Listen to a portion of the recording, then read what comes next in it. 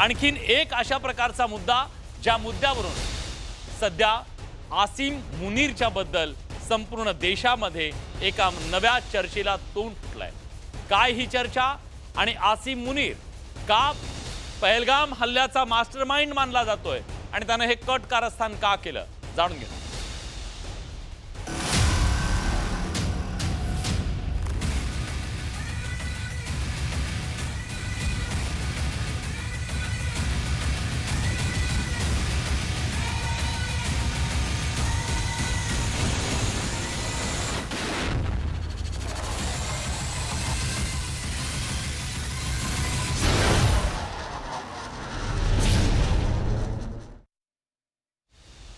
आसिम मुनीर कालपर्यंत आपल्याला या नावाशी काही देणं घेणं नव्हतं, पण आज हेच नाव भारतात प्रत्येकाच्या तोंडावर आहे। त्याचं कारण काय माहिती आहे? आसिम मुनीर पाकिस्तानचा मेजर जनरल आहे, लष्कराचा सर्वेसर्वा आहे, पुलवामा अटॅकचा मास्टरमाइंड आहे। पुलवामामध्ये झालेल्या नरसंहाराचा, पहलगाममधल्या नरसंहाराचा मास्टरमाइंड मुनीर असल्याचं पुढे येत आहे। पाकिस्तानात मुल्ला मेजर म्हणून ओळखल्या जाणाऱ्या मुनीरनं हे का कारस्थान रचलं? पाकिस्तानात लष्कराची लोकप्रियता सध्या दिवसेंदिवस घसरतीये आणि त्यात आसिम मुनीरची पद घसरली।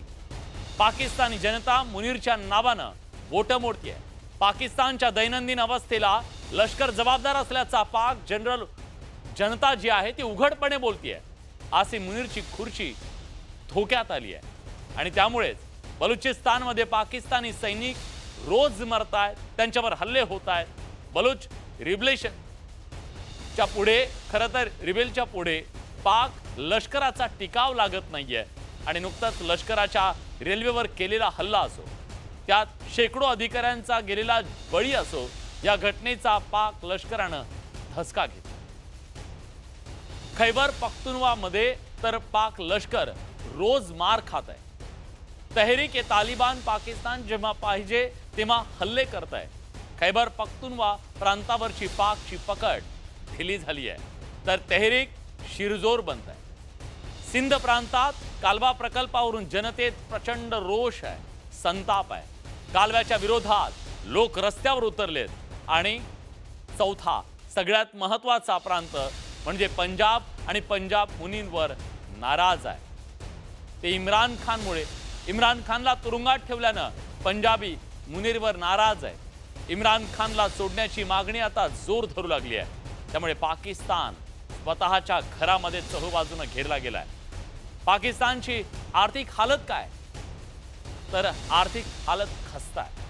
महागाई आटोक्यात येत नाहीये। लष्कर आणि ISI हातात डमी पंतप्रधान आणि कामचलाऊ सरकार मुनीरची हुकूमत आहे, पण पाकिस्तानी जनता त्याच्या विरोधात जाऊ लागली आहे आणि हेच कारण आहे चहूबाजूने घेरल्या गेलेल्या मुल्ला मुनीरच्या पुढे खुर्ची वाचवण्याचं एक मोठं संकट आहे आणि त्यामुळेच त्याने एक रस्ता निवडलाय आणि तो म्हणजे युद्ध, तेही भारताशी।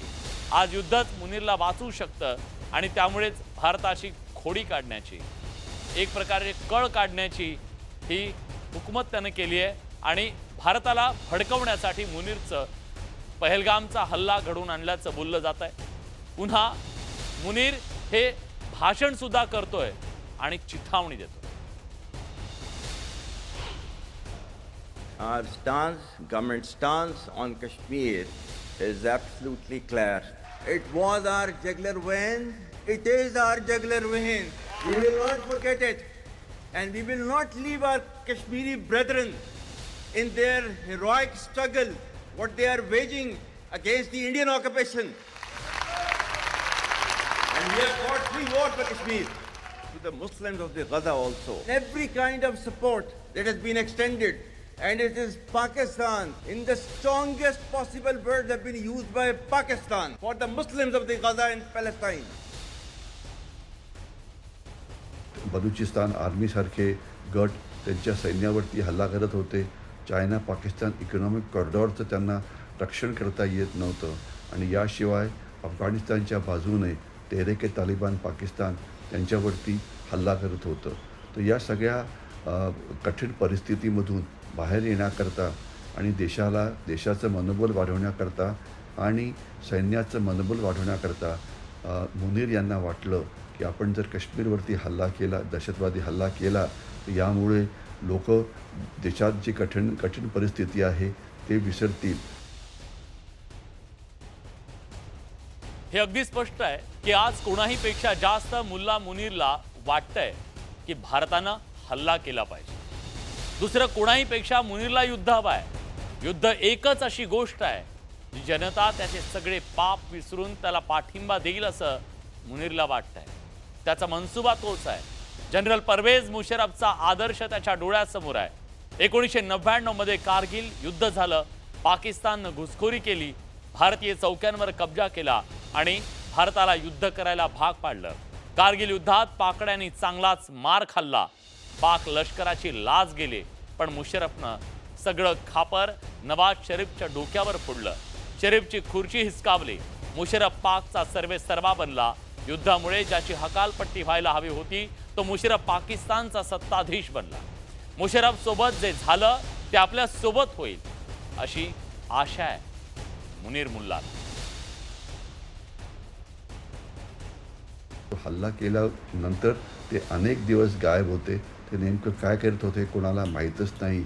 आणि सध्यासुद्धा त्यांच्या पत्नीच देशाच्या बाहेर पळून गेलेल्या आहेत आणि पाकिस्तानी सैन्याची पुन्हा खराब हालत होणार आहे अशा प्रकारच्या बातम्या येत आहेत. तर जनरल मुनीर यांचा जसा पराभव झाला होता मुशर्रफ यांचा, तसाच होईल का ही शक्यता नक्कीच आहे. असीम मुनीर अर्थात मुनीर मुल्ला, त्याच्या डोक्यातली ही योजना काही नवी नाहीये. पाकिस्तानमध्ये लष्कराची सत्ता टिकली आहे ती भारताविरोधातल्या संघर्षावर. काश्मीर आणि काश्मीर जनतेशी पाकिस्तानला काही एक देणं घेणं नाहीये.